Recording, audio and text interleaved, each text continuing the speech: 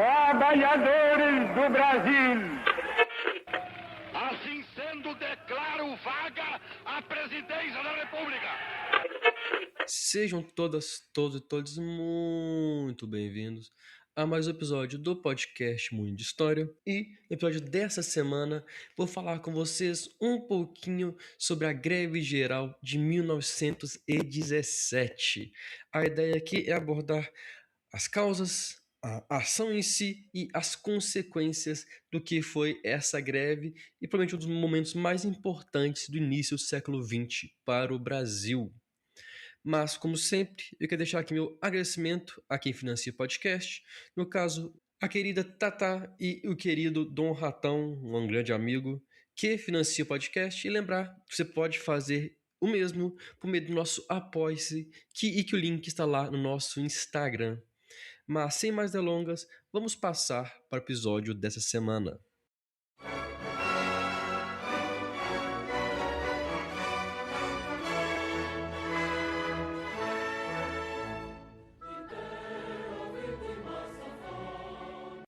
O contexto da crise 17 era de revoltas e greves, nacionalmente e internacionalmente. Internacionalmente, o mundo presenciava a Grande Guerra, já caminhando para seu final, mas ainda ceifando a vida de milhares de pessoas por dia. E nós podemos citar ainda a queda de Nicolau II como czar russo na primeira parte da Revolução Russa, que dá fim ao Império e cria uma república que posteriormente foi derrubada pelos bolcheviques. E, no caso brasileiro, as revoltas eram contra as longas jornadas de trabalho, a alta inflação e os salários que não acompanhavam o aumento dos preços. Eu tenho que destacar que, com a Grande Guerra, o Brasil teve a oportunidade de substituir a importação de produtos manufaturados por produzidos localmente. Mas, ao mesmo tempo, esses produtos passaram a ser exportados, o que levou a um aumento do preço. E podemos destacar ainda que, com a entrada na guerra de grandes países produtores de alimentos, houve uma grande inflação nesses produtos. Alguns chegaram a crescer mais de 200%. O foco aqui nesse episódio vai ser na cidade de São Paulo. Uma cidade com grande presença de imigrantes. Acredita-se que na Cresp, a primeira empresa a entrar em greve, cerca de 3/4 dos funcionários eram italianos e na cidade como um todo, 65% dos funcionários da indústria têxtil eram da Itália. E essa questão merece desconto, porque milhares de italianos e italianas que moravam no Brasil tinham parentes ou um parente lutando no fronte. Vai lembrar que a Itália troca de lado e entra na guerra contra a Alemanha e contra a Áustria-Hungria, e por conta da participação da Itália, o Comitê Italiano Pro Patria de São Paulo recolhia parte do salário dos funcionários italianos e italianas para ajudar no esforço de guerra. Mas como é que essa população veio parar aqui? Houve uma grande migração para São Paulo entre 1880 e 1914. Muitos migrantes vieram para o Brasil, uma quantidade tão grande que, entre aspas, lotou as fazendas, forçando a transferência dessa mão de obra para a capital paulista e, consequentemente, para trabalhar na indústria. Para você ter uma noção, com a vinda de imigrantes, não apenas italianos, mas outros povos europeus, e o crescimento populacional como um todo, em 40 anos, a população da capital saltou de 48 mil para mais de 500 mil de habitantes, sendo que, em 1917, mais de 1/3 da população era de italianos. E posso também destacar aqui que São Paulo se industrializou com base no investimento do lucro cafeeiro. As exportações de café davam dinheiro e, quando esse dinheiro sobrava, rendia mais, ele era reinvestido na indústria. Havia um grande mercado ao consumidor e uma mão de obra muito disponível.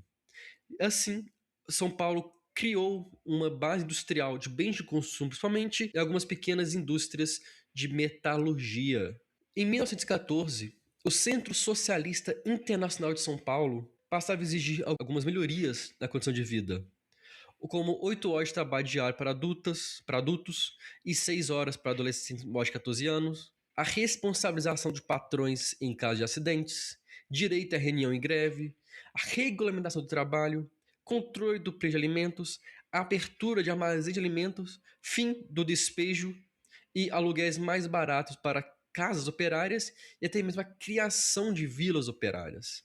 Ou seja, eles queriam melhores condições de vida em um momento que o país começava a enfrentar as consequências da Grande Guerra e de uma crise que já vinha se alastrando. Com as exigências não sendo atendidas, a situação chegou ao ápice em 1917. No começo do ano, houveram movimentos em diversas cidades do país lutando contra ou protestando contra os altos impostos em ações que misturavam protestos com até mesmo saques a comércios locais em busca de alimento.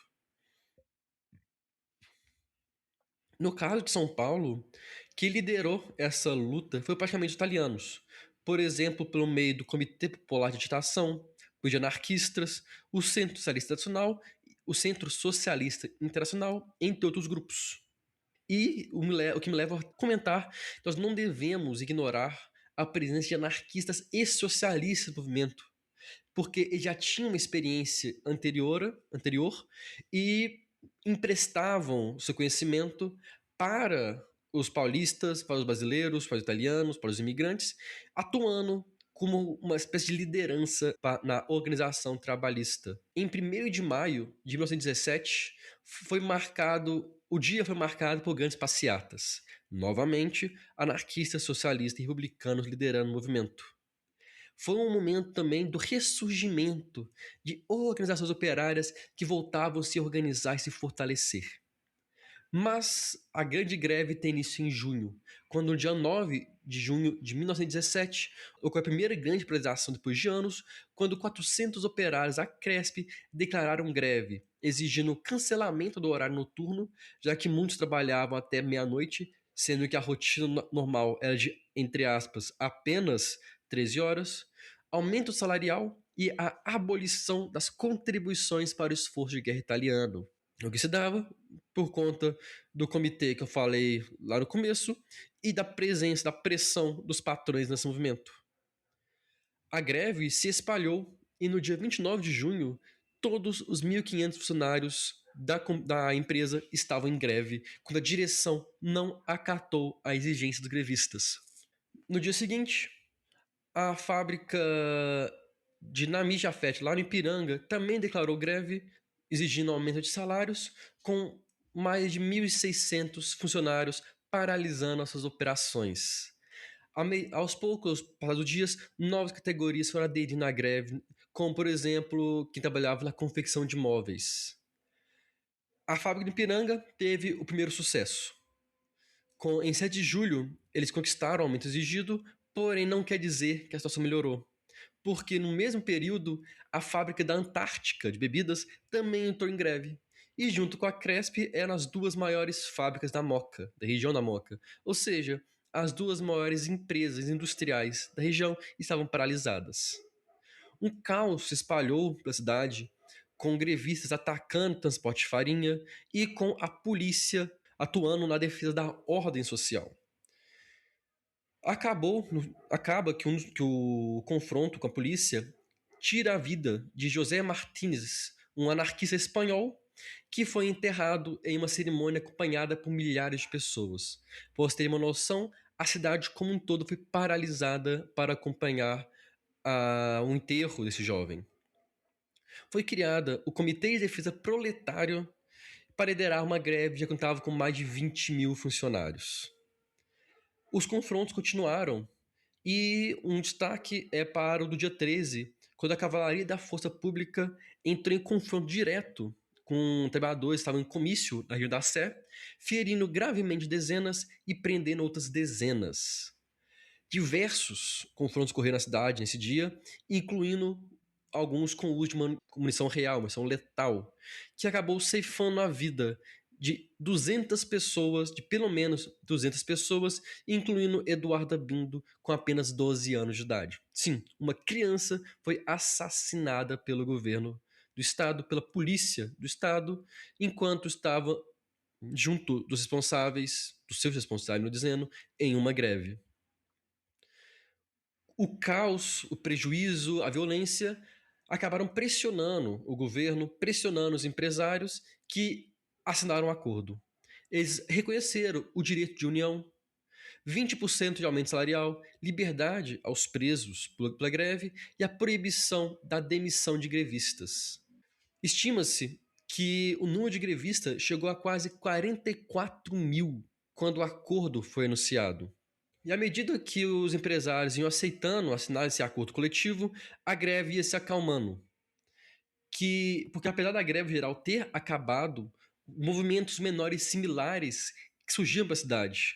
O sucesso de uma greve acabava por influenciar, incentivar os movimentos que criavam uma comissão, formavam uma Assembleia Geral, pensavam suas reivindicações, apresentavam ao empresário e declaravam greve. A cidade foi tomada por greves. Por isso que é uma greve geral.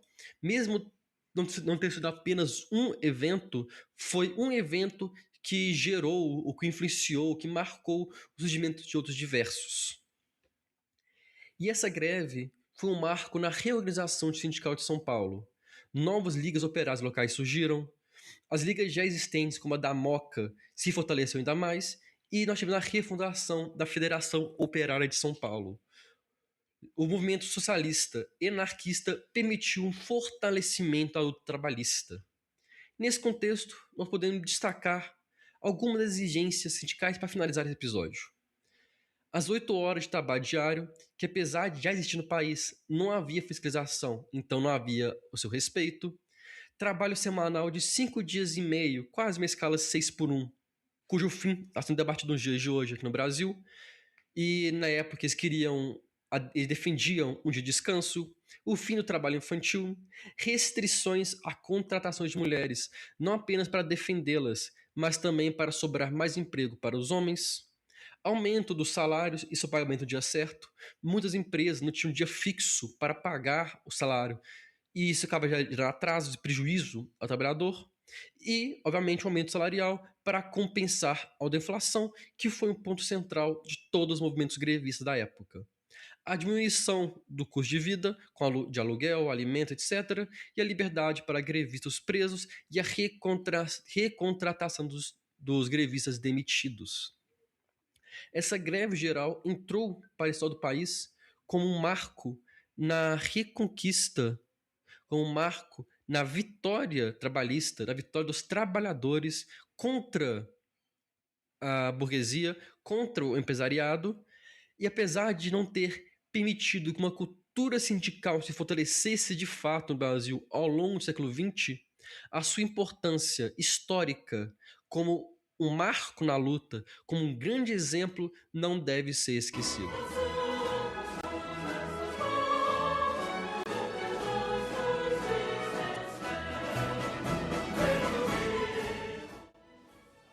Eu agradeço a todo mundo que escutou o podcast até aqui. Convido vocês a nos seguirem no Instagram e no YouTube, para estar sempre por dentro de quando o episódio for publicado. Lembro ainda a importância de você conferir se está recebendo as notificações de novos episódios no YouTube e na sua plataforma de áudio preferida. Lembro ainda que no nosso Instagram você encontra o nosso Apoia-se, para você que tem interesse e condições, financiar nosso podcast com valor mensal, que ajuda muito a manter o programa no ar.